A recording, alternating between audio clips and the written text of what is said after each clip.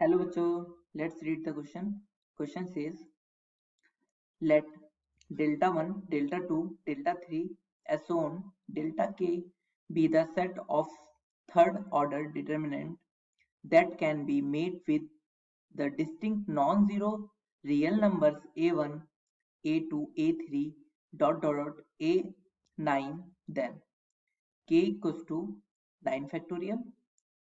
दूसरा ऑप्शन है sigma k sigma i equals to 1 to k delta i बराबर 0 और तीसरा ऑप्शन है at least 1 delta i equals to 0 and चौथा ऑप्शन है नन ऑफ दिस।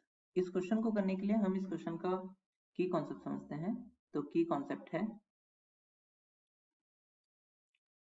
कि कोई अगर डिटरमिनेंट है और थर्ड ऑर्डर का है तो उसके अंदर कितने एलिमेंट होंगे, मान लीजिए A B C, a1 b1 c1, a2 b2 c2 और a3 b3 c3। मैंने इनके एलिमेंट को कुछ इस तरीके से लिख लिया मान लो, और इसे मैं डेल्टा शो कर ले रहा हूँ।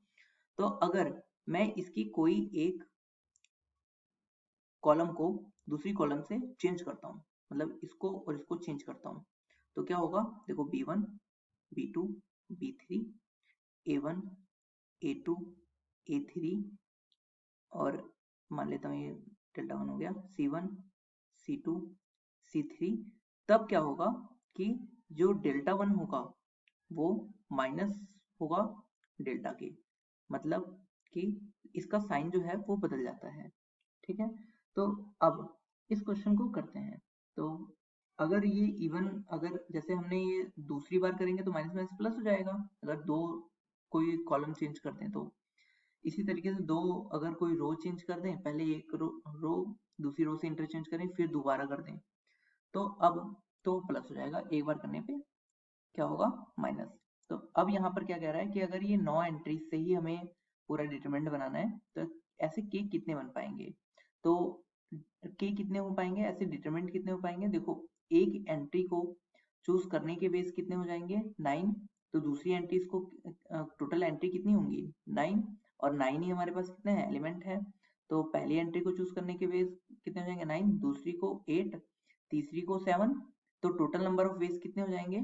तो k की वैल्यूज उसी बात पे डिपेंड करेंगी, तो ये होगा 9 8 7 6 5 4 3 2 1, यही तो आएंगे, और इसका मतलब ये 9 फैक्टोरियल के बराबर हो जाएगा k। तो जो हमारा पहला ऑप्शन था वो तो हमारा ट्रू हो गया, और हमारा दूसरा ऑप्शन हम चेक करते हैं।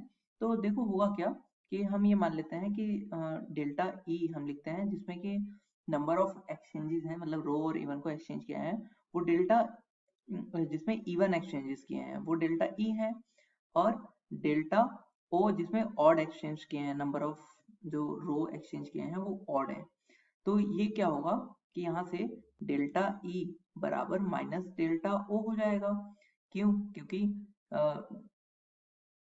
तो टोटल इवन, आधे इवन होंगे आधे ऑड होंगे, और इनको अगर हम ऐड करेंगे जितने भी होंगे पूरे इवन और ऑड वाले जितने भी डिटरमिनेंट होंगे उन सभी को ऐड करेंगे तो क्या होगा, आधे ये अपोजिट साइन का है, मतलब यहाँ पे ये वाला कॉन्सेप्ट यूज करते हुए ये 0 के बराबर आ जाएगा। तो इसका मतलब sigma delta I I equal to 1 to k तक क्या होगा, ये 0 के बराबर आ जाएगा।